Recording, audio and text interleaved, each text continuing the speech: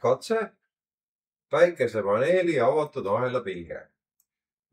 Päikesepaneeli avatud ahela pinge mõõtmiseks ühendame paneeli voltmeetriga. Ühendame päikesepaneeli juhtmed ja voltmeetrisse. Ja kohe me näeme, et päikesepaneel mõõdab taustavalguse pinget.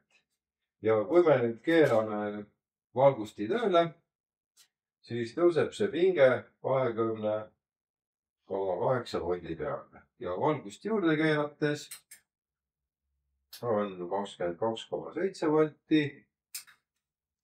Siis tuleb 23,6 volti,